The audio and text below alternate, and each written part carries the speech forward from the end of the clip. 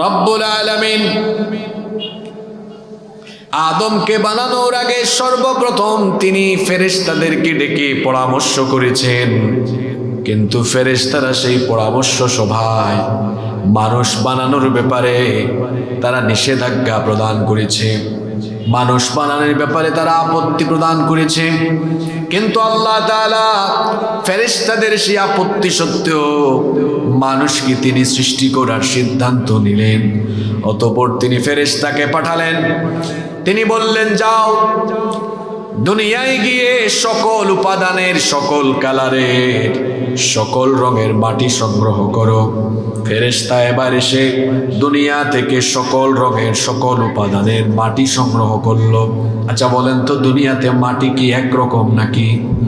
এখানে এঁটেল মাটি আছে, দোআঁশ মাটি আছে, বালি মাটি আছে, কত রকমের মাটি আছে। কোন কোন মাটি দেখবেন গায়ের মধ্যে, পায়ের মধ্যে লাগলে অত সহজে ছোটে না। বলেন তো এমন মাটি আছে না নাই? ফেরেশতা এসে সকল উপাদানের মাটি সংগ্রহ করলো। সকল উপাদানের মাটি এবার মিশ্রণ ঘটানো হলো। এখানে একটা বিষয় আপনারা মনে রাখবেন, এখানে তাকায় দেখেন, কারো চেহারা একটু সুন্দর, কারো চেহারা একটু কালো, কোন দেশের মানুষ একটু লম্বা, কোন দেশের মানুষ একটু খাটো, কেউ একেবারে মনিটরের মতো কালো, কেউ বা আবার একেবারে হোয়াইট, দেখতে মনে হয় একেবারে শ্বেতরুগের মতো। আদমের ছেলে মেয়েরা এক একজন এক এক কালারের, এক এক বৈচিত্র্যের হলো কেন? কারণ আল্লাহ তাআলা আদমকে সৃষ্টির সময় দুনিয়ার সকল রং এবং উপাদানের মাটির মিশ্রণ ঘটিয়ে আদম আলাইহিস সালামকে বানিয়েছেন। তিনি ছিলেন সকল রং আর উপাদানের মিশ্রণে তৈরি। এই জন্য তার ঘরের ছেলে মেয়েরাও হয়েছে বিভিন্ন কালার আর বিভিন্ন বৈচিত্র্যের। আল্লাহু আকবার। কি করে আদম আলাইহিস সালামকে বানানো হলো? সব মাটিগুলোকে একত্রিত করে ব্লেন্ডিং করা হলো। এবার সেটা ধুলাবালিতে পরিণত হয়ে গেল।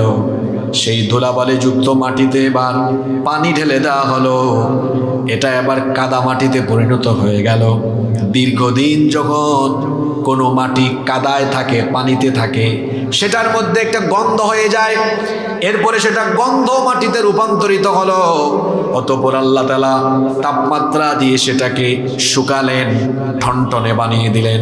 ঠনঠনে বানানোর আগে আল্লাহ তাআলা নিজের কুদরতি হাতে আদম আলাইহিস সালামের আকৃতি দিলেন। ৬০ হাত লম্বা করে আল্লাহ তাকে বানালেন। এরপরে সেটাকে শুকিয়ে একেবারে ঠনঠনে করা হলো। ইবলিস আসতো আর ভাবতো আল্লাহ কি জানি একটা বানাচ্ছেন। ইবলিস এটা দেখতো। আল্লাহ তাআলা অতঃপর নিজেই আদম আলাইহিস সালামের সেই মাটির তৈরি দেহের ভেতরে রূহ ফুঁকে দিয়েছেন। সুবহানাল্লাহ।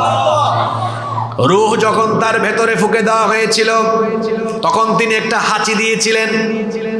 হাঁচি দেওয়া মাত্রই তিনি বলেছিলেন আলহামদুলিল্লাহ। এজন্য আদমের ছেলেরাও হাঁচি দিলে বলে আলহামদুলিল্লাহ। কেন হাঁচি দিলে আপনারা আলহামদুলিল্লাহ বলেন কেন? আলহামদুলিল্লাহ অর্থ তো আপনারা সবাই জানেন। আলহামদুলিল্লাহ বলে আমরা প্রশংসা করি কার? আস্তে বলবেন না, জুড়ে বলেন কার? কেন আমরা আল্লাহর প্রশংসা করি?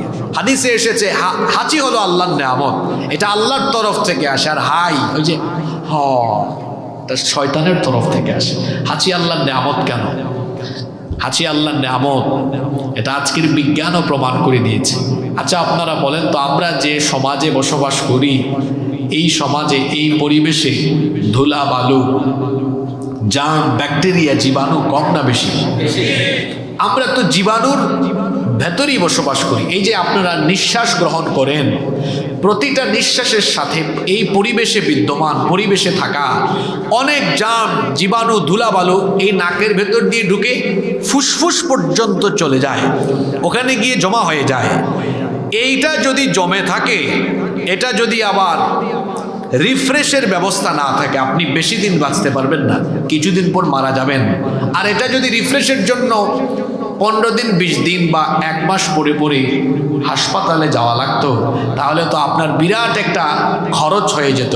আপনার হাসপাতালে গিয়ে এটা সার্ভিসিং করা লাগে না, এটা পরিষ্কার করা লাগে না। আল্লাহ হাঁচির ব্যবস্থা করেছেন।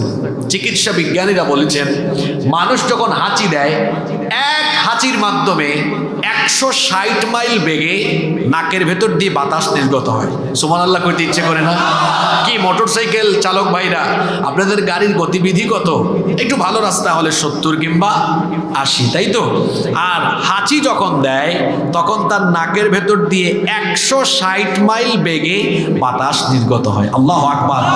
চিকিৎসা বিজ্ঞানীরা গবেষণা করে দেখেছেন এক হাঁচি যখন 160 মাইল বেগে বের হয় তখন তার ফুসফুসে জমে থাকা কমপক্ষে 5 থেকে 6 হাজার রকমের জীবাণু এক হাঁচির মাধ্যমে আল্লাহ বের করার ব্যবস্থা করে দেন। এজন্য হাঁচি দিলে আমরা কি বলি? আলহামদুলিল্লাহ। এর মাধ্যমে লাভ না লস? লাভ হয়েছে, এই জন্য আমরা বলি আলহামদুলিল্লাহ। আদম আলাইহিস সালাম হাঁচি দিলেন, আল্লাহ তাকে সরাসরি মাটি থেকে বানালেন। আদম আর হাওয়ার ঘরে বাকিরা আমরা হলাম। এখন আমাদের কারো গায়ে কিন্তু আর মাটি নাই। কেন মাটি নাই? পরবর্তী পর্যায়ে দেখা গেল আদমের সন্তানরা তৈরি হচ্ছে, তারা খাদ্য গ্রহণ করছে সরাসরি মাটি থেকে। আমার দিকে তাকান, অনেক তথ্য পাবেন আজকের আলোচনায়, সমসাময়িক অনেক কথাও হবে ইনশাআল্লাহ। আচ্ছা বলেন তো, আপনারা ঘুম থেকে উঠে ঘুমানোর আগ পর্যন্ত যত রকমের খাবার খান, সব খাবার কি থেকে উৎপন্ন হয়? সব। আপনি বলবেন হুজুর পাউরুটি, এইটাও গিয়ে দেখেন তার মূল উপাদান কিসে? বিস্কিট, এটা মূল উপাদান কিসে? মাটির। যেটাই খান আপনি সব, এই যে রাতের খাবার যারা খেয়ে আসছেন সব মাটির। সব কি? তাহলে মাটির তৈরি খাবার খেয়ে তারপরে তার দেহের মধ্যে মাটির যত উপাদান আছে, মিশ্রণ আছে, ফ্লেভার আছে, এটা অটোমেটিকলি তার শরীরের ভেতরে ইনস্টল হয়ে যায়। সুবহানাল্লাহ পড়বেন না? এই জন্যই বলা হয়েছে মানুষ মাটির তৈরি বা মাটির নির্যাসের তৈরি। এই মাটি থেকেই সৃষ্টি হয়েছেন। আমার দিকে তাকান, খুব অট্টালিকায় থাকেন, খুব সুন্দর গেট আপ সেট আপ, এখানে এসেছেন খুব দারুণ গেট আপ সেট আপ, কি সুন্দর পরিপাটি পরিচ্ছন্ন আর দামি পোশাক আশাক পরে এসেছেন। পৃথিবীতে আপনি যেদিন এসেছিলেন, সেই দিন আপনি কাপড় চোপড় ছাড়া এসেছিলেন, সেই দিন আপনার গায়ে কোনো কাপড় ছিল না। পৃথিবী থেকে যাওয়ার সময় আপনার গায়ে কোনো কাপড় থাকবে না, শুধু সাদা কাফনের কাপড় থাকবে, এছাড়া আর কিছুই থাকবে না। একেবারে নিঃস্ব হয়ে আবার আপনাকে মাটির মধ্যেই যেতে হবে, এই মাটিতে আবার আপনাকে যেতে হবে। এখান থেকে মাহফিল শেষ করে যদি বাড়ি যেতে পারেন, নরম তুলতুলে পরিচ্ছন্ন বিছানায় গিয়ে ঘুমাতে পারবেন। কিন্তু যেদিন দেহ থেকে প্রাণটা চলে যাবে, সেই দিন একেবারে মাটির বিছানা। যেই জায়গাটা হলো এমন, নিচে মাটি, ডানে মাটি, বামেও মাটি, উপরে বাঁশের ছাউনি, কোনো লাইট নাই, আলো বাতাস নাই, ফ্যান নাই, এসি নাই, জনমানবহীন তমসাচ্ছন্ন অন্ধকারে আচ্ছন্ন এক কবর। সাইজটাও বড় কম, মাত্র 3.5 হাত। ওখানে আবার যেতে হবে, সেখান থেকে আবার কিয়ামতের ময়দানে যিনি উঠাবেন, গলার আওয়াজ বড় করে সবাই বলেন তিনি কে? পৃথিবীতে কবর দেওয়ার পদ্ধতি সর্বপ্রথম আরম্ভ হলো কিভাবে? এখানে আরেকটা জিনিস বলে রাখি, পৃথিবীতে একমাত্র মুসলমানরাই তাদের মৃতদেরকে সম্মানের সাথে দুনিয়া থেকে বিদায় করে। অন্যান্য ধর্মে যারা আছে, আমি তাদেরকে কষ্ট দেওয়ার জন্য বলছি না, বাস্তবতা বলছি আপনাদেরকে। কেউ আছে পুড়িয়ে ফেলে, কেউ আছে একদম চাপামাটি দিয়ে ফেলে, বিভিন্ন রকমের অবস্থা তাদের মধ্যে আছে। কিন্তু দেখবেন আমাদের সমাজে কেউ যখন মারা যায়, আমরা লাশটাকে খুব সম্মানের সাথে ধরি, ঠিক না? খুব সুন্দর করে ঘর থেকে বের হয়ে আমরা বড়ই পাতা মিশ্রিত গরম পানি দিয়ে খুব সুন্দর করে গোসল করাই। কাফনের কাপড় পরায়, আস্তে আস্তে নিয়ে যায়, জানাজা হয়, এরপরে আবার সম্মানের সাথে ধীরে ধীরে কবরে নামায়। খুব সুন্দর কবর করা হয়, সেই কবরে দাফন করা হয়। এরকম সম্মানের সাথে একজন মানুষকে বিদায় দিয়ে কবরস্থ করার প্রক্রিয়া, এত চমৎকার ফর্মুলা একমাত্র ইসলামের ভেতরই রয়েছে। আল্লাহু আকবার। এটা প্রথমে শুরু হয়েছিল কিভাবে? সর্বপ্রথম পৃথিবীতে কাকে কবর দেওয়া হয়? দেখেন, এখান থেকে যুবক ভাইরা একটা শিক্ষা নেন। পৃথিবীতে প্রথমে এসেছেন কে? আদম। বলেন, প্রথমে আসলেন কে? সিরিয়ালে 1 নাম্বার কে? তাহলে তো উচিত ছিল তিনি আগে যাবেন, কিন্তু আশ্চর্য কথা, তিনি আসলেন আগে আর তার ছেলে চলে গেলেন আগে। কি বুঝলেন? পৃথিবীতে আসার সিরিয়াল আছে, যাওয়ার সিরিয়াল।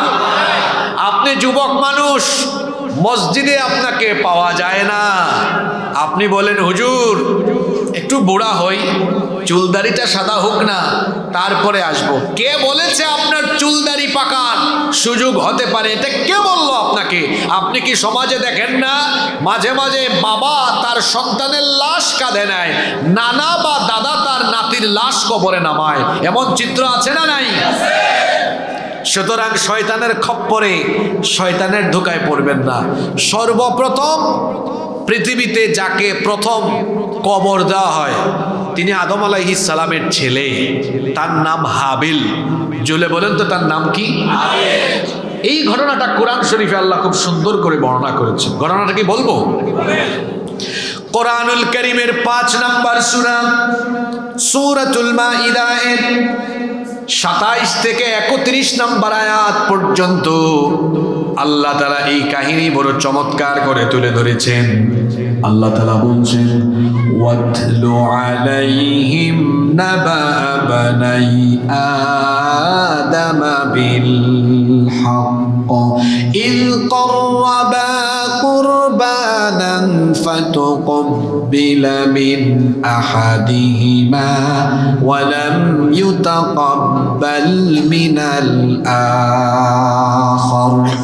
আল্লাহ তাআলা বলছেন, ও নবী, আপনি এদেরকে আদমের 2 সন্তানের কাহিনী শুনিয়ে দেন। কাহিনীটা কি ছিল? তাফসীর ইবনে কাসির, তাফসীর কুরতুবী সহ অন্যান্য তাফসীর গ্রন্থসমূহে ঘটনাটা এভাবে এসেছে। পৃথিবীর প্রথম মানুষ আদম আলাইহিস সালাম এবং তার স্ত্রী আমাদের মা সাইয়্যিদাতুনা হাওয়া আলাইহাস সালামের গর্ভে আল্লাহ তাআলা একসাথে 2টা সন্তান দিতেন, একটা ছেলে আর আরেকটা মেয়ে। এইভাবে করে তাদের গর্ভে সন্তান আসতো। যখন এক গর্ভের ছেলে আর মেয়ে বড় হয়ে যেত, যৌবনে পদার্পণ করত, তখন এক গর্ভের ছেলের সাথে অন্য গর্ভের মেয়ের বিয়ে দেওয়া হতো। কারণ তখন তো পৃথিবীতে এত মানুষ ছিল না, এজন্য ভাই বোনে বিবাহ জায়েজ ছিল। এক গর্ভের ছেলে অন্য গর্ভের মেয়েকে বিয়ে করত। আদম আলাইহিস সালামের ছেলে হাবিলের সাথে যে মেয়েটা জন্ম নিয়েছিল, আদম আলাইহিস সালামের ছেলে হাবিলের সাথে যে মেয়েটা জন্ম নিয়েছিল, সেই মেয়েটা দেখতে কালো ছিল। আর কাবিলের সাথে গর্ভে যে মেয়েটা জন্ম নিয়েছিল, সেই মেয়েটা দেখতে খুব সুন্দরী ছিল। এই 2 গর্ভের যখন সন্তানরা যৌবনে পদার্পণ করলো, আদম আলাইহিস সালাম তাদেরকে বিবাহের প্রস্তাব দিলেন। হাবিল বিয়ে করবে কাবিলের সাথে জন্ম নেওয়া মেয়েকে, আর কাবিল বিয়ে করবে হাবিলের সাথে জন্ম নেওয়া মেয়েকে। এই প্রস্তাব তিনি যখন দিলেন, কাবিল তখন এই প্রস্তাবকে রিজেক্ট করলো, প্রত্যাখ্যান করলো। সে বলল, বাবা, যে আমার সাথে জন্ম নিয়েছে সে তো দেখতে সুন্দরী, আপনি তাকে কেন আমার ভাই হাবিলের সাথে বিয়ে দিচ্ছেন? সম্ভবত আপনি আমার চেয়ে আমার ভাই হাবিলকে বেশি ভালোবাসেন, নইলে এমন সিদ্ধান্ত আপনি কেন নিলেন যে আমার সাথে একই গর্ভে জন্ম নিয়েছে, তার সাথে আমার বিবাহ হওয়াটাই হলো সমীচীন। সুতরাং এই সিদ্ধান্ত আপনি পরিবর্তন করেন। আদম আলাইহিস সালাম তখন বললেন, বাবারে শোনো, এই সিদ্ধান্ত আমার নয়, এই সিদ্ধান্ত যার, জোরে বলেন তিনি কি? এই সিদ্ধান্তটা আল্লাহর। সুতরাং এই সিদ্ধান্ত তুমি মেনে নাও। কাবিল এই সিদ্ধান্ত মানলো না, আল্লাহর তরফ থেকে ফয়সালা চলে আসলো। আল্লাহ বললেন, হে আদম, তুমি তুমি তোমার এই দুই ছেলে হাবিল আর কাবিলকে বলো মিনায় গিয়ে তারা যেন কুরবানি করে, যার কুরবানি কবুল হবে সে ওই সুন্দরী মেয়েটাকে বিয়ে করবে। হাবিল এবং কাবিল দুজনে এবার কুরবানি দিতে চলে গেল। কাবিল কুরবানি করলো, হাবিলও কুরবানি করলো। হাবিল তার পশুর পাল থেকে উৎকৃষ্ট একটা পশু কুরবানি দিলেন, আর কাবিল তিনি তার এমন কিছু খাদ্যদ্রব্য কুরবানি দিলেন যেগুলো খুব একটা ভালো না, এমন করে কুরবানি দিলেন। সেই জামানায় সিস্টেম ছিল, যার কুরবানি কবুল হতো আসমান থেকে অগ্নিশিখা এসে সেটাকে জ্বালিয়ে ভস্মীভূত করে দিত। দুই ভাই যখন কুরবানি করলো, দেখা গেল হাবিলের কুরবানি এসে অগ্নিশিখা জ্বালিয়ে দিল। কাবিল দেখলো তার কুরবানি কবুল হলো না। যখন সে দেখলো তার কুরবানি কবুল হলো না, কাবিল এবার তার ভাই হাবিলকে কি বলল শোনেন। সে তখন বলল, ক্বালা লা আকাতুলান্নাকা ক্বালা ইন্নামা ইয়াতাকাব্বালুল্লাহু মিনাল মুত্তাকিন। কাবিল হাবিলকে বলল, আই উইল কিল ইউ, আমি তোমাকে মেরে ফেলবো, হত্যা করে ফেলবো। হাবিল তখন বললেন, ভাই আমার কুরবানি কবুল হয়েছে, এখানে তো আমার কোনো হাত নাই। আল্লাহকে ভয় করে চললে মুত্তাকিদের কুরবানি যিনি কবুল করেন, জোরে বলেন তিনি কে? হাবিল কাবিলকে জবাব দিলেন, লা ইন বাসাত্তা ইলাইয়া ইয়াদাকা লিতাকতুলানি মা আনা বিবাসিতিন ইয়াদিয়া ইলাইকা লিআকতুলাক ইন্নী আখাফুল্লাহ রাব্বাল আলামিন। হাবিল তখন বলল, হে আমার ভাই কাবিল, তুমি যদি আমাকে হত্যা করার জন্য তোমার দুই হাত বাড়িয়ে দাও, আমি আমার হাত তোমাকে হত্যার উদ্দেশ্যে বাড়াবো না, কারণ আমি আল্লাহ তাআলাকে ভয় করি। হাবিল আরো বললেন, ইন্নী উরিদু আন তাবুআ বিইসমি ওয়া ইসমিকা ফাতাকুনা মিন আসহাবিন নার ওয়া যালিকা জাযাউয যালিমিন। হাবিল বললেন, হে আমার ভাই কাবিল শোনো, আমি কোনো গুনাহ করব না, তোমাকে হত্যা করে আমি গুনাহের ভাগীদার হতে চাই না। বরং তুমি যদি এই কাজ করো তাহলে শোনো, তোমার গুনাহ আমার গুনাহ উভয়ের গুনাহ তুমি তোমার মাথায় তুলে নেবে। এইভাবে কবে তুমি জাহান্নামের অধিবাসী হয়ে যাবে। এটাই তো জালেমদের পরিণতি হয়। দেখা গেল হাবিল তার ভাই কাবিলকে এত সুন্দর সুন্দর নসিহত করার পরেও তার কর্ণপাত হলো না। আমাদের সমাজে এমন বহু মানুষ আছে, হেদায়েতের বাণী তাদের কান দিয়ে ঢুকে না, সত্য কথা কান দিয়ে ঢুকে না, দিলে লাগে না। বলেন তো এমন মানুষ আমাদের সমাজে আছে না নাই? আল্লাহ এদের ব্যাপারে বলেছেন, এদের অন্তরে মোহরাঙ্কিত হয়ে গিয়েছে, এদের কলব, এদের অন্তর। আপনি আপনার এলাকায় দেখেন না কেন, আজকে এখানে মাহফিল হচ্ছে, কোরআনের আলোচনা হচ্ছে, কত মানুষ আশেপাশে দাঁড়িয়ে আছে, বসে আছে, কেউ বা আড্ডা দিচ্ছে। কোরআনের হেদায়েতের বাণী শোনার সৌভাগ্য তার হলো না, আল্লাহর কালাম শোনার সৌভাগ্য যার হলো না, তার মতো কপাল পুরা আসমানের নিচে জমিনের উপরে হতে পারে? হাবিল তার ভাই কাবিলকে এত সুন্দর সুন্দর নসিহত করার পরেও কাবিল সেগুলো শুনলো না, কর্ণপাত করলো না। সে তখন কি করলো শোনেন, ফাতাওয়াত লাহু নাফসুহু কাতলা আখিহি ফাকাতালাহু ফাআসবাহা মিনাল খাসিরিন।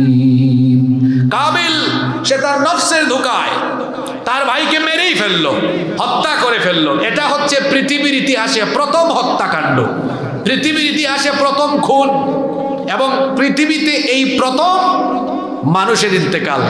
নামটা জানি কি? ঘুমাই গেছেন নাকি আপনারা? হাবিল মারলো কে? জোরে বলেন, মারলো কে? ভাই ভাইকে মেরে ফেললো। এখন মারা যাওয়ার পরে মৃত লাশকে কি করতে হয় কাবিল তো এটা জানে না, কারণ পৃথিবীতে এর আগে আর কোনো মানুষ মারাও যায় নাই। সে তার ভাইয়ের লাশ কি করবে? তার ভাইয়ের মৃতদেহকে কি করবে সে কিছুই বুঝতেছিল না। তার ভাইয়ের লাশটা পানিতে ফেলে দিবে নাকি পুড়িয়ে ফেলবে নাকি কি করবে কিছুই সে বুঝতেছে না। তার ভাইয়ের লাশটাকে সে কি করবে এটা নিয়ে চিন্তা করে সে যখন কোনো কিছু খুঁজে পাচ্ছিল না, আল্লাহ তাআলা তখন একটা কুদরতি ঘটনা ঘটালেন। কি ঘটনা ঘটালেন শুনেন। পরের আয়াতে আল্লাহ বলছেন, ফাবাআসাল্লাহু গুরাবান ইয়াবহাসু ফিল আরদি লিয়ুরিয়াহু কাইফা ইউওয়ারি সাওআতা আখি। আল্লাহ তখন একটা কাক পাঠালেন। আপনারা কাক বলেন না কাউয়া বলেন? হ্যাঁ, আল্লাহ একটা কাক বা কাউয়া পাঠালেন। একটা কাক, এরপরে দেখা গেল আরেকটা কাককে মেরে ফেললো। একটা কাক আর একটা কাককে মেরে ফেললো। মারার পরে কাক তার ঠোঁট দিয়ে মাটি খুঁড়তে লাগলো। মাটি খুঁড়ে একটা কাক, জীবিত কাক, মৃত কাকটাকে এবার মাটির নিচে দাফন করলো। আল্লাহ এই দৃশ্যটা কাবিলকে দেখালেন। কাবিল এই দৃশ্য দেখার পরে বলল, ক্বালা ইয়া ওয়াইলাতা আ'জাজতু আন আকুনা মিথলা হাযাল গুরাব ফাওয়ারিয়া সাওআতা আখি ফাআসবাহা মিনান নাদিমিন। কাবিল বলল, হায়, আমি এই কাকের মতো হতে পারলাম না। একটা কাকও জানে মৃত আরেকটা কাককে কিভাবে দাফন করা লাগে, কিন্তু আমি কাবিল তো জানি না। আমার চাইতে তো দেখা গেল কাক এই পদ্ধতি ভালো জানে। সে অনুতপ্ত হলো, লজ্জিত হলো। এই পদ্ধতি শিখে সেও তার ভাইয়ের জন্য কবর খনন করলো। এরপরে কবর খনন করে কবর দিল। এটিই ছিল পৃথিবীর ইতিহাসে প্রথম কবর দেওয়ার ঘটনা। এই ঘটনাটি কোরআনে কারিমে যিনি আমাদের জন্য বর্ণনা করেছেন, গলার আওয়াজ বড় করে সবাই বলেন, তিনি কে? আপনাদের মনোযোগ আছে তো? অনেক জরুরি কথা আছে আজকে, এবং সব হবে সরাসরি আল্লাহর কালাম আর নবীজির হাদিস থেকে ইনশাআল্লাহ। কবরকে কোরআন এবং হাদিসে দুইটা পরিভাষায় এই কবরের পরিচয় দেওয়া হয়েছে। একটা হচ্ছে কবর, কবুর, এক বচন বহু বচনে ব্যবহার হয়েছে। আরেকটি শব্দ কোরআনে এসেছে, হাদিসেও এসেছে, সেটা হচ্ছে আলমে বারজাখ, বারজাখি জীবন। তাইলে দুনিয়ার জীবনের পরবর্তী যে একটা জীবন আছে, ওইটাকে কোরআন হাদিসের ভাষায় মোট কয়টা নাম দেওয়া হয়েছে? পুরুষ মানুষের মতো জবাব দেন, কয়টা? একটা হচ্ছে কবর, আরেকটা হচ্ছে বারজাখ। আমার সাথে বলেন, একটা হলো কি, আরেকটা হলো? কবরের কথা কোথায় আছে? কোরআনে কারীমের ৮০ নম্বর সূরা, সূরা আবাসা এর ১৭ নম্বর আয়াত থেকে আপনি পড়েন। আল্লাহ বলছেন, কুতিলাল ইনসানু মা আকফারা মিন আইয়ি শাইইন খালাকাহু মিন নুতফাতিন খালাকাহু ফাকাদ্দারা থুম্মা আস-সাবিলা ইয়াসসারা থুম্মা আমাতাহু ফাআকবারা। আল্লাহ তাআলা বলছেন, মানুষের জন্য লানত, সে বড় অকৃতজ্ঞ। মিন আইয়ি শাইইন খালাকাহু, কোন জিনিস থেকে তাকে সৃষ্টি করা হলো? মিন নুতফাতিন, এক ফোঁটা শুক্রাণু, স্পার্ম থেকে তাকে সৃষ্টি করা হলো। ফাকাদ্দারাহু, অতঃপর তাকে পরিপূর্ণতায় পৌঁছে দেওয়া হলো। সুম্মা সাবিলা ইয়াসসারা, অতঃপর তার জীবনটাকে সহজ করে দেওয়া হলো। সুম্মা আমাতাহু, অতঃপর তার জন্য মরণ রয়েছে। ফাআকবারা, অতঃপর তার জন্য কবরের ব্যবস্থা রয়েছে। এই কবর হলো সেই জায়গা যেখান থেকে ইসরাফিলের শিঙ্গার ফুৎকারের পরে কবরের মাটি সরে যাবে। একটা একটা করে কবর খুলবে, আর মানুষগুলো কবর থেকে উঠে উঠে হাসরের ময়দানে গিয়ে দাঁড়িয়ে থাকবে। আল্লাহু আকবার। এজন্য রব্বুল আলামিন কোরআনুল কারীমের ১০০ নম্বর সূরা, সূরাতুল আদিয়াতের ৯ নম্বর আয়াত থেকে বললেন, আফালা ইয়ালামু ইযা বু'থিরা মা ফিল কুবুর। তারা কি ওই সময়টার কথা জানে না যখন কবরগুলো খুলে দেওয়া হবে? ইসরাফিলের সিঙ্গার ফুৎকারের পরে কবর খুলতে থাকবে, কবরগুলো খুলতে থাকবে। আর সবার আগে যার কবর খোলা হবে তিনি আর কেউ নন, তিনি আমার আপনার প্রিয় নবী রাহমাতাল লিল আলামিন মুহাম্মাদুর রাসূলুল্লাহ সাল্লাল্লাহু আলাইহি ওয়াসাল্লাম। বুখারীর বর্ণনায় এসেছে আল্লাহর নবী বলেছেন, ওয়া আনা আউয়ালু মান ইয়ানশাক্কু আনহুল কবর, আমি হচ্ছি সেই ব্যক্তি যার কবর সর্বপ্রথম খুলে দেওয়া হবে। কবর যখন খুলে দেওয়া হবে, ও আমার বাবারা ভাইয়েরা, কবর থেকে আপনি কেমনে উঠবেন শোনেন। আমাদের মা উম্মুল মুমিনিন আয়েশা রাদিয়াল্লাহু আনহা থেকে এই হাদিসটি এসেছে। তিনি বলেছেন, আল্লাহর নবী বলেছেন, ইহশারুন নাসু ইয়াউমাল কিয়ামাতি হুফাতান উরাতান গারলা, কিয়ামতের দিন মানুষগুলো উলঙ্গ নগ্ন পদে খালি পায়ে খাতনাবিহীন অবস্থায় কবর থেকে উঠে উঠে হাসরের ময়দানে গিয়ে সমবেত হবে। এই কথা শুনে আম্মা জান আয়েশা রাদিয়াল্লাহু আনহা নবীজিকে বললেন, ওগো আল্লাহর নবী, মানুষের গায়ে যদি সেই দিন কাপড় চোপড় না থাকে, আমি আপনার স্ত্রী আয়েশা, আমার কি সেদিন লজ্জা লাগবে না?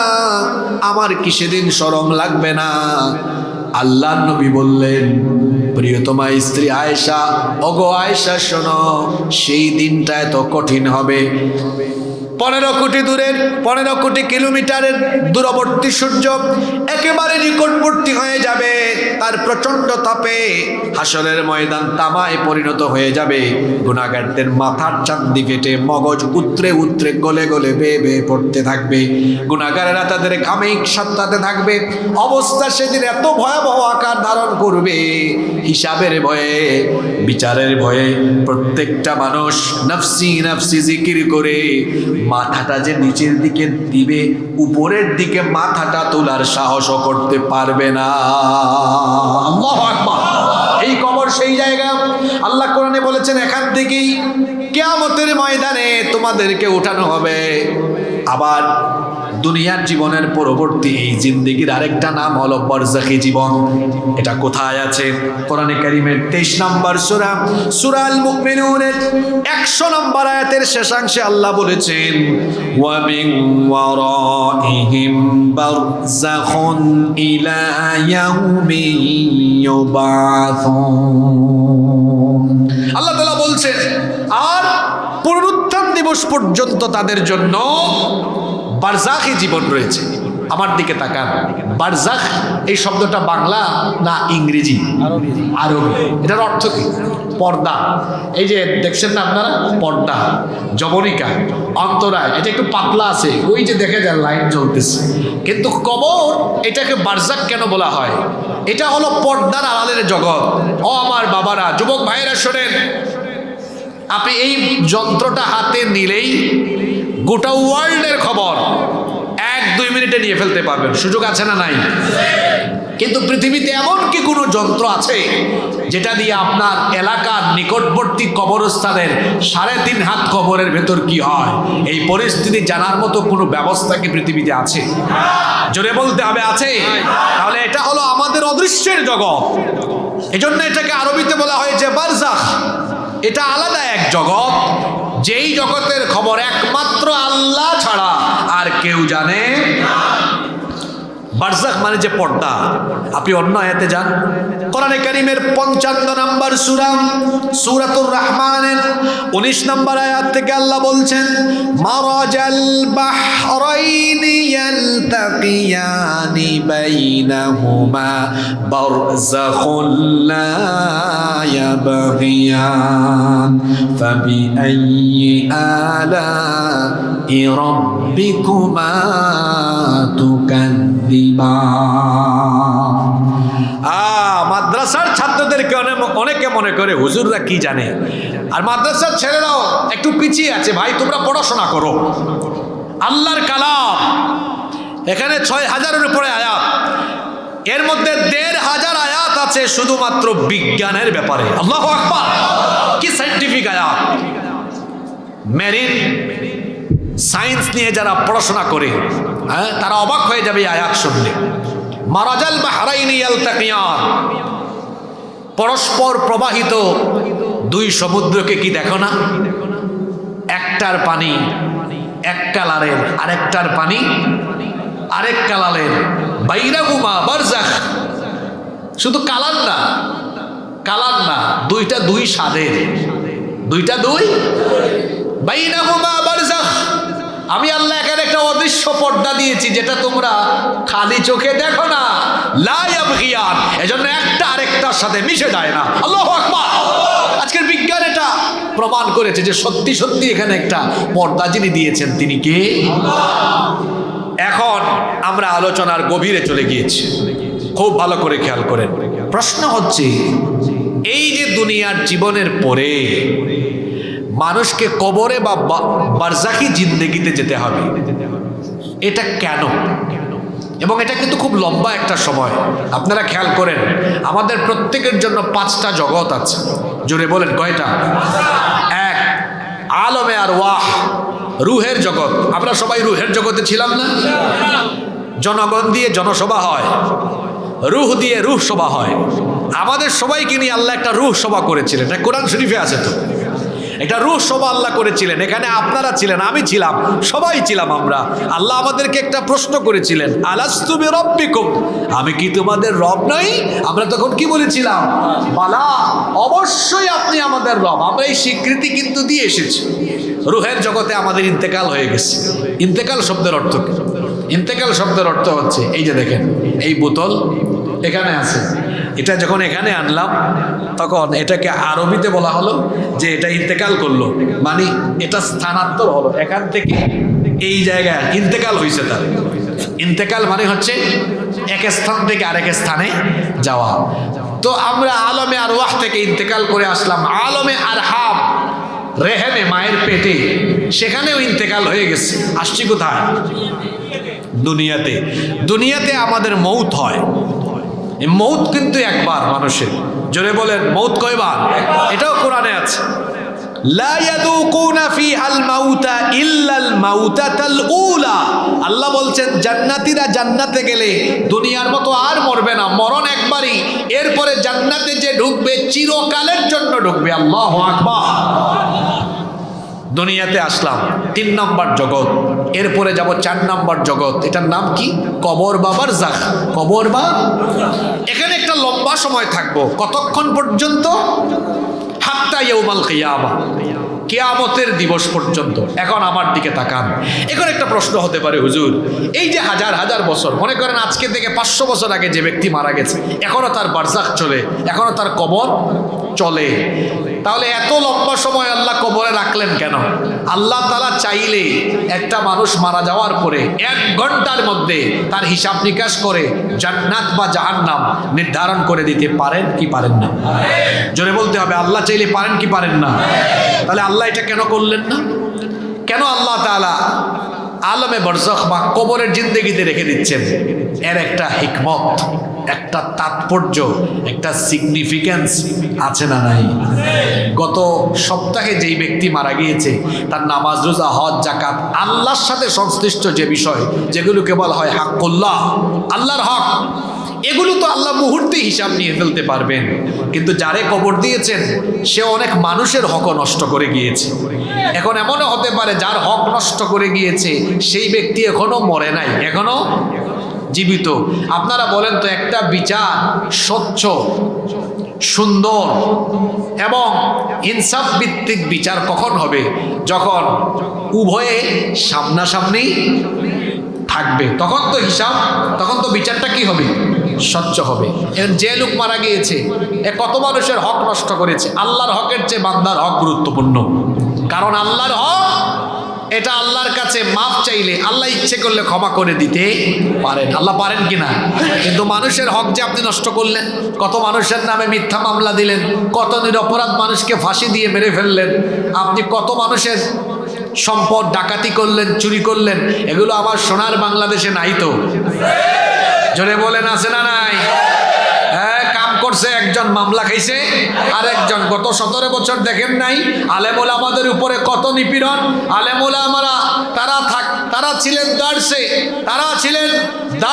তারা ছিলেন মসজিদের মিম্বরে, তারা ছিলেন হেদায়াতের মঞ্চে, কিন্তু দেখা গিয়েছে বাস পুরাইছে একজন, মামলা খাইছে আর একজন। নিরপরাধ আলেমদেরকে ধরে ধরে জঙ্গি নাটক করেছে, আছে না নাই? নিরপরাধ আলেম আলেমদেরকে জঙ্গি বানায়া বছরের পর বছর জেলখানায় রেখেছে। আসলে বাংলাদেশে কোনো জঙ্গি নাই, এগুলো সব ভারতের বানানো। এরপরে আলেমদের নামে মিথ্যা মামলা, শুধু মিথ্যা মামলা নয়, মিথ্যা মামলা দিয়ে দুনিয়া থেকেও অনেককে বিদায় করে দেওয়া হয়েছে। মিথ্যা মামলা দিয়ে কোরআনের পাখি আল্লামা সাঈদীকে লম্বা সময় ধরে জেলখানায় রেখে তারপরে তাকে চিকিৎসার নামে হত্যা করা হয়েছে। বাংলাদেশে এই বিচার হওয়া দরকার, ঠিক না বেঠিক? এইভাবে লম্বা একটা সময় জুলুমতন্ত্র চলেছে। তবে এখন আমার একটু অবাক লাগছে, সেটা হচ্ছে যারা এতকাল মাজলুম ছিল এদের মধ্যে কেউ কেউ এখন জালিমের ভূমিকায় অবতীর্ণ হয়েছে। খবরদার, মজলুম অবস্থা থেকে উত্তরণ হওয়ার পরে নিজেরা জালেমের ভূমিকায় চলে যাবেন না। নিজেরা জালেমের ভূমিকায় চলে গেলে আল্লাহর গজব পড়বে, আর আল্লাহর গজব আসলে একেবারে নাম নিশানা নিশ্চিহ্ন হয়ে যাবে। মানুষের উপরে গুলি করে, সন্ত্রাসী কর্মকাণ্ড করে কখনো মানুষের হৃদয়কে জয় করা যায় না। যা শুরু করেছেন তা বন্ধ করেন। মানুষের হৃদয়ে সুন্দর ব্যবহার দিয়ে, অমায়িক ব্যবহার আর সুন্দর আদর্শ চরিত্র দিয়ে মানুষের হৃদয়ের ভেতরে জায়গা করে নেওয়া যায়। আমরা এই হানাহানি, সংঘাত কখনোই আমাদের দেশে কামনা করি না। আমরা চাই এই দেশে শান্তিপূর্ণ সহাবস্থান, সম্প্রীতি, সৌহার্দ্য, সহমর্মিতা, পারস্পরিক সম্মানবোধ নিয়ে আমরা এই সোনার বাংলাদেশে সবাই বসবাস করতে চাই। কিন্তু এর বিপরীতে যারা যাবে, তারুণ্যের চিন্তা ভাবনাকে হিসেব নিকেশ করে আগাতে হবে। যদি এর বিপরীত পথ বেছে নিয়ে ন্যায় ইনসাফের পরিবর্তে সন্ত্রাস, চাঁদাবাজি আর জুলুমতন্ত্রের পথ এই বাংলাদেশে আবারও কেউ বেছে নেওয়ার দুঃসাহস দেখায়, তাহলে এদেশের তারুণ্য বারুদের মতো জেগে উঠে জুতা পিটা করে সন্ত্রাসীদেরকে বাংলাদেশ থেকে তাড়িয়ে দিবে। এই বাংলাদেশে কোনো সন্ত্রাসীর জায়গা হবে না, এখানে চাঁদাবাজির জায়গা হবে না। আলেমুল আমাদের সাথে বেয়াদবি করে এই দেশে কেউ কোনো চেয়ারে বসে থাকতে পারবে না, জনগণ উষ্টা দিয়ে চেয়ার থেকে ফালায় দিবে। সম্মানিত ভাইয়েরা, আমরা ভেবেছিলাম যে এই নতুন বাংলাদেশে আমরা ইসলাম বিরোধী কর্মকাণ্ড আর দেখব না, কিন্তু আশ্চর্য কারবার। আপনারা দেখেছেন এক ফাউল লোকে এদেরকে বলে বাউল। এখানে আলেমরা আছেন, বাউল শব্দের বাংলা অর্থ কিন্তু বড় মারাত্মক। আপনারা বাউল শব্দের অর্থ জানেন? বাউল মানে পেশাব। বাউল মানে কি? হ্যাঁ, নামটাও তাদের নিজেদের নাম চয়েস করছে, খুব সুন্দর। বাউল মানে কি?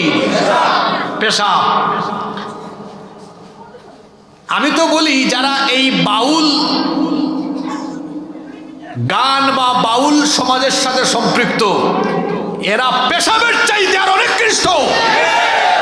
আপনারা জানলে অবাক হবেন, বাউল তত্ত্ব নিয়ে একটু পড়াশোনা করবেন। এরা কোনো ধর্ম পর্যন্ত মানে না, এবং যৌনাচার, কামাচার এটাই তাদের মূল তত্ত্ব। এরা এইসব নিয়ে পড়ে থাকে। আপনারা দেখেছেন কিছুদিন আগে আবুল সরকার নামে এক বাউল সরাসরি আমার আল্লাহকে নিয়ে কটাক্ষ করেছে, আল্লাহকে গালি দিয়েছে। এদেশে যারা মুসলমান, আমি আশা করেছিলাম মুসলমানরা একটা তীব্র প্রতিবাদ করবে, কিন্তু আমি দেখলাম কেউ তাদের নিজেদের স্বার্থে এদের পক্ষাবলম্বন করেছে। আপনারা এখানে যারা আছেন ভাইয়েরা আমার, একটু ভেবে চিনতে বলেন তো, এই দেশে আপনার নেতা, আপনার নেত্রীর নামে কেউ খারাপ কথা বললে আপনার খারাপ লাগে, কিন্তু আপনার রবের নামে, আপনার রসুলের নামে কেউ খারাপ কথা বললে আপনার গায়ে লাগে না, খারাপ লাগে না? সামান্য ভোট আর ক্ষমতার জন্য তাদের পক্ষাবলম্বন করেন। আপনি তো মুসলমান নামদারি নিকৃষ্ট মুনাফিকের কি? আপনার কাছে নেতা নেত্রী বড়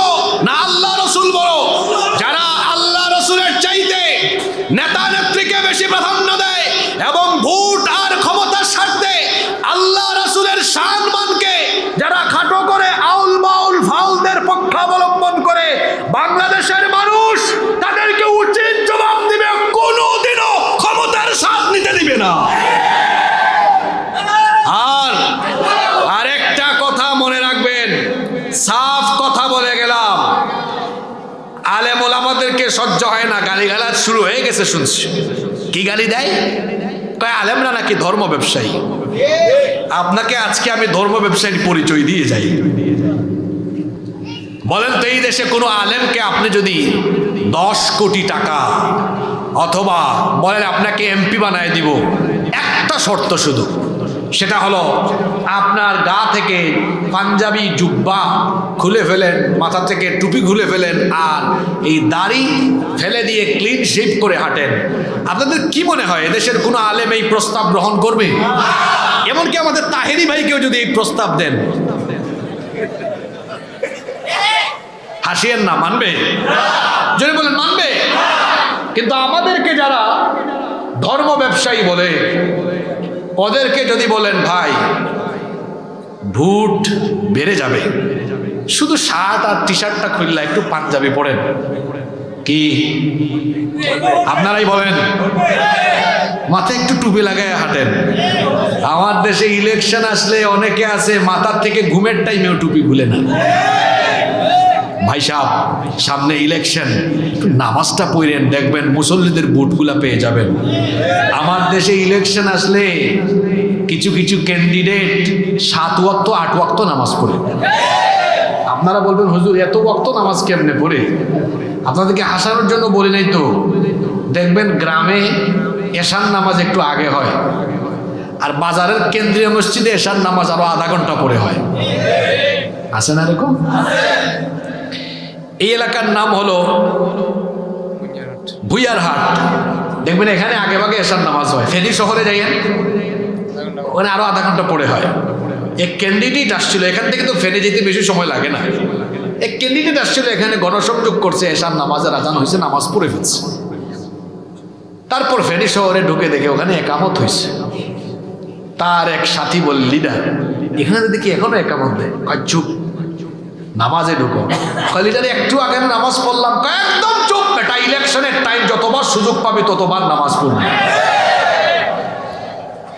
বলেন যে কথাগুলো বললাম বাস্তবতার সাথে মিল আছে না নাই? এদেশে আলেমরা টাকার জন্য, ভোটের জন্য লিবাস পাল্টায় না, সুরত পাল্টায় না। বরং আলেমদেরকে যারা ধর্ম ব্যবসায়ী বলে, ওরা ভোটের জন্য, ক্ষমতার জন্য, ওরা ক্ষমতায় যাবার জন্য, ভোটের জন্য লেবাস পাল্টায়, সুরত পাল্টায়। সুতরাং আলেমরা ধর্ম ব্যবসায়ী নয়। যারা ভোটের সিজনে, ক্ষমতা পাওয়ার সময়ে লেবাস পাল্টায়, সুরত পাল্টায়, ওরাই হলো এই সমাজের প্রকৃত ধর্ম ব্যবসায়ী। বেটা আমাদেরকে বলো ধর্ম ব্যবসায়ী। তোমার চেহারা আয়নায় গিয়ে দেখো, আয়নায় নিজেদের চেহারা দেখো। আলেমদের সাথে বেয়াদবির ফল এর আগের জালিমদের পরিণতি কি হয়েছে এটা দেখে শিক্ষা নিতে পারেন নাই? আলেমরা যখন কারো বিরুদ্ধে একজোট হয়ে যায়, সেখানে আর টিকে থাকা সম্ভব হয় না, মুশকিল হয়ে যায়। এই মাটি চিনতে হবে, এটা সেই মাটি। এখানে প্রতিদিন ফজরের আজান দিয়ে এই দেশে সূর্য উদয় হয়, সূর্যাস্তের সময় আবারও আজান হয়। এখানে লক্ষ লক্ষ মসজিদ মাদ্রাসা আছে, লক্ষ লক্ষ উলামা মাশায়েখ আছে। এদেশের মানুষ দল মত নির্বিশেষে আলেমদেরকে সম্মান করে, শ্রদ্ধা করে। সেই আলেমদেরকে সামান্য ক্ষমতার স্বার্থে যারা আলেমদের শানে বেয়াদবি করে, আজে বাজে শব্দ চয়ন করে, আমি সাবধান করে দিচ্ছি, এদেশে আলেমদের বিরুদ্ধে, ইসলামের বিরুদ্ধে গিয়ে কেউ ক্ষমতার চেয়ারে টিকতে পারবে না। এটা কোশ্চিন কালেও সম্ভব নয়। এজন্য শব্দ চয়নে সতর্ক হন, আচার ব্যবহারে মার্জিত হন। প্রত্যেককে বলবো, এটা সকলের জন্য, আমি কারো নাম ধরে বলিনি। মজলুম থেকে উত্তরণ হয়ে আবার আমরা কেউ যেন নিজেদেরকে জালেমের ভূমিকায় নিয়ে না যাই। আল্লাহ আমাদেরকে হেফাজত করেন। আমি বারজাকে ছিলাম। কেন আল্লাহ বারজাক রেখেছেন? আল্লাহর হিসাব তো আল্লাহ শেষ করে দিতে পারবেন। এই যে এত মানুষের হক নষ্ট করলো, এরা তো এখনো কেউ কেউ বেঁচে থাকতে পারে। এজন্য বিচারটা এমন হওয়া দরকার যাতে সবাই সামনাসামনি থাকে। এজন্য আল্লাহ কি করলেন, দুনিয়ার শেষ মানুষ আসা পর্যন্ত আল্লাহ তাআলা আসা যাওয়ার সিস্টেম রাখলেন, আর বিচারের জন্য কিয়ামত দিবস রাখলেন। মাঝখানে আল্লাহ তাআলা কবর বা বারজাখের একটা জিন্দেগি রেখে দিলেন। এখানে সবাইকে রাখলেন, ইসরাফিলের সিংহার ফুৎকারের পরে এখান থেকে সবাইকে একসাথে উঠায়া হাসরের মাঠে আল্লাহ বিচার আরম্ভ করবেন। কষ্ট হচ্ছে আপনাদের? এই কবর আমাদের সামনে, মনে রাখবেন মৃত্যু আমাদের পিছনে, কবর আমাদের। এই কবরের কথা সব সময় স্মরণ করবেন, কারণ কবরের কথা মাথায় থাকলে হারাম থেকে, ফিতনা থেকে এবং গুনাহ থেকে নিজেকে সেফ রাখতে পারবেন। যতই বাহাদুরি করেন না কেন, গাড়ি বাড়ি ক্ষমতা আধিপত্য আভিজাত্য রুচি সব কিছু রেখে একদিন কবরে যেতে হবে। ভালো করে শুনেন যে দুনিয়ায় আমরা আছি, এই দুনিয়াটা হলো সম্পূর্ণ একটা মোহ। আপনি আজকে মারা যান, আল্লাহর কসম আগামী 2 দিনের মধ্যে আপনার ঘরের জিনিসপত্রগুলাও থাকবে না, মানুষ নিয়ে যাবে। আপনার এলাকায় আপনি দেখবেন কেউ মারা গেলে 1-2 দিনের ভেতরে তার ঘরের ব্যবহৃত জিনিসপত্রগুলো মানুষ নিয়ে যায়। 3 দিনের দিন ঘরে ঢুকলে এই ঘরে তার স্মৃতি চিহ্নটুকু ব্যবহৃত কোনো জিনিস পর্যন্ত থাকে না। বলেন তো আছে না নাই? আশ্চর্যের কথা হলো, আমরা যখন মারা যাব কেউ আর আমাদের নাম ধরে পর্যন্ত ডাকবে না, বলবে না আব্দুল মজিদকে আস্তে করে নামাও, আব্দুল মজিদকে জানাজা দাও, আব্দুল মজিদকে কবরে নামাও। কেউ ওই কথা বলবে না, বলবে লাশ ধোয়ানোর ব্যবস্থা করো, লাশ দাফনের ব্যবস্থা করো, লাশ জানাজার ব্যবস্থা করো। দেখবেন মানুষ মারা যাওয়ার পরে তার নাম হয়ে যায়, আরো জোরে বলেন তার নাম কি হয়ে যায়? কি দুনিয়ায় আছি আমরা শোনেন। এই মুহূর্তে যদি প্যান্ডেলের ভেতরে আমাদের মরণ হয়, এটা শোনা মাত্রই কিছু লোকের মন খারাপ হবে, বাড়িতে সবাই শুনলে হাউমাউ করে কানবে। কিন্তু কান্না করলে কি হবে, তারা সবাই মিটিংয়ে বসবে। লাশ কিন্তু বেশিক্ষণ রাখা যাবে না, তাড়াতাড়ি বাইর করো, তাড়াতাড়ি জানাজা দাও। যে স্ত্রীকে আপন ভাবতেন, যে সন্তানদেরকে আপন ভাবতেন, যে পরিবারের লোকগুলোর জন্য এত কিছু করেছেন, দেখবেন তারা কয়েক মিনিট কান্নাকাটি করে মিটিংয়ে বসে যাবে। তাড়াতাড়ি এটাকে জানাজার ব্যবস্থা করো। কেউ হাতের মধ্যে দা নিয়ে বাঁশ ঝাড়ে চলে যাবে বাঁশ কাটার জন্য, কেউ বা আবার মাটি খুঁড়ে চুলা রেডি করবে পানি গরম করার জন্য, কেউ বা আবার কাফনের কাপড় আনতে যাবে, কেউ বা আবার খন্তি নিয়ে কুদাল নিয়ে খন্তি নিয়ে কবরস্থানে চলে যাবে। লাশের মাপ নিয়ে কেউ কবর খোঁড়া শুরু করবে, ওইদিকে কেউ আবার পানি গরম আরম্ভ করবে, এইদিকে কেউ আবার বাঁশ ঝাড়ে ছুটে যাবে, ওইদিকে কেউ আবার কাফনের কাপড় কেটে কেটে রেডি করবে, অন্যদিকে আরেক গ্রুপ আপনাকে গোসলের জন্য প্রস্তুত হয়ে যাবে। এই যেন আয়োজনে সবাই ব্যতিব্যস্ত, কত তাড়াতাড়ি আপনাকে বের করে দেওয়া যায়। কিছুক্ষণের মধ্যেই আপনার জীবনের শেষ গোসলটুকু দিয়ে দেওয়া হবে। শেষ গোসলটুকু দিয়ে আহারে কি দামি দামি ব্র্যান্ডের কাপড় না আপনি পরতেন, সব খুলে ফেলবে। সাদা কাপড় দিয়ে দ্রুত গতিতে মুড়িয়ে তারপরে দ্রুত গতিতে বাড়ি থেকে চিরদিনের জন্য আপনাকে বের করে আপনার স্বজনরাই আপনাকে নিয়ে যাবে। তারপরে জানাজার মাঠে রেখে খুব অল্প সময়ের ভিতরে জানাজাটা দিয়ে দিবে।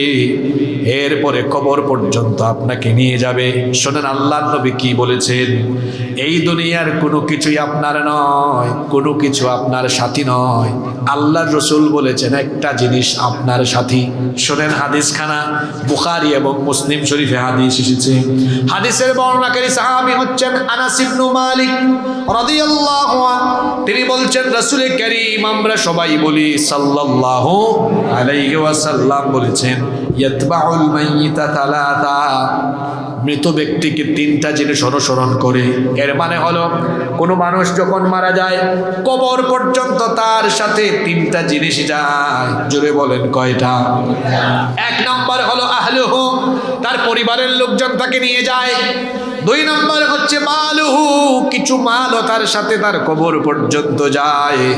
3 নম্বর হচ্ছে আমালুহু, তার আমল।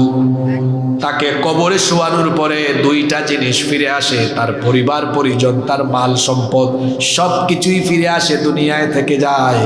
তার সাথে কবর পর্যন্ত একটা জিনিস যায়, যেটা তার সাথে যায় সেই জিনিসটার নাম কি? আরো জোরে বলেন, সেই জিনিসটার নাম কি?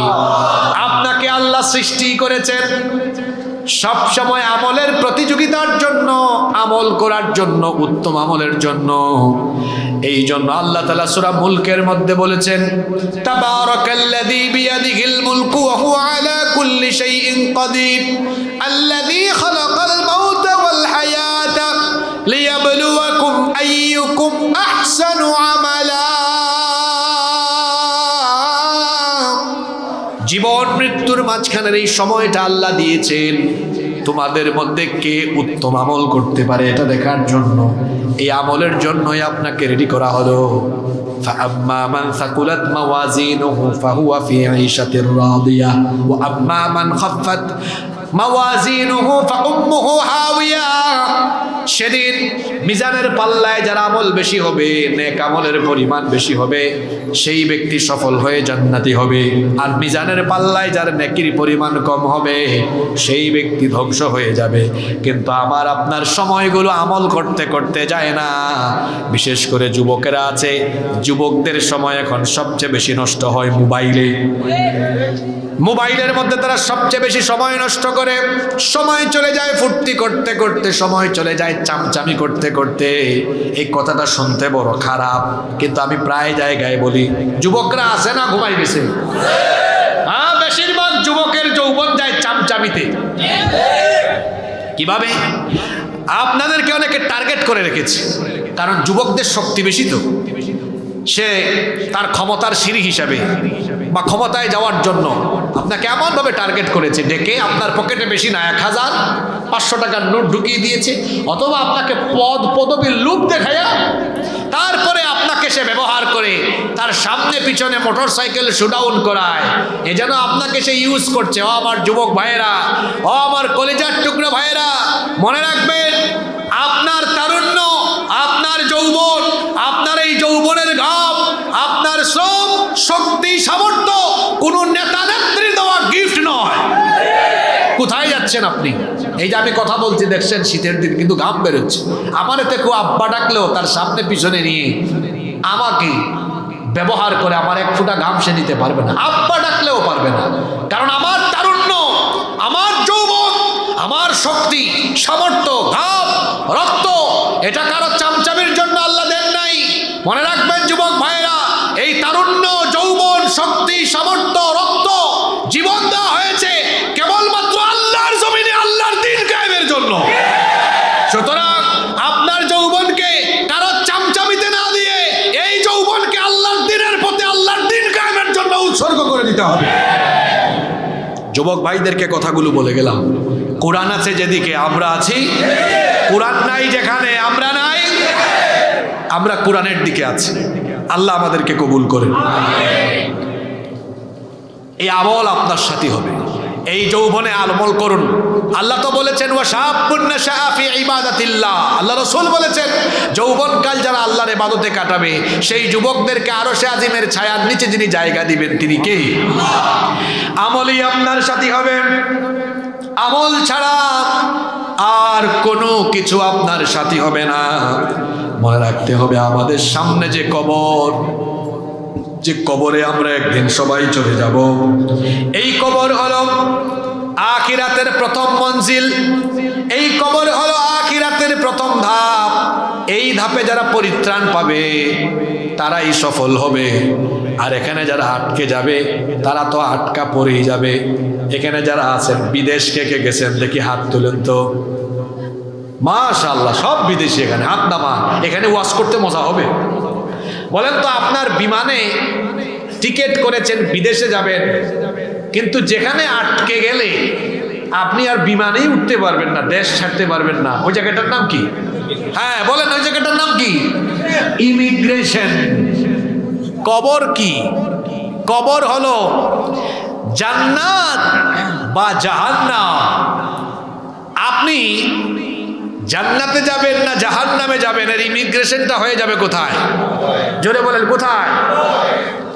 কবর হলো এক প্রকার ইমিগ্রেশন, যেখানে দেশের বাইরে গেলে যেমন ইমিগ্রেশন পুলিশ অফিসার আপনার পাসপোর্ট চেক করে, ভিসা চেক করে, প্রয়োজনীয় ডকুমেন্ট সব কিছু চেক করে তারপরে পাসপোর্টে সিল মারে, এরপরে বলেন ইউ ক্যান গো, এখন আপনি যেতে পারেন।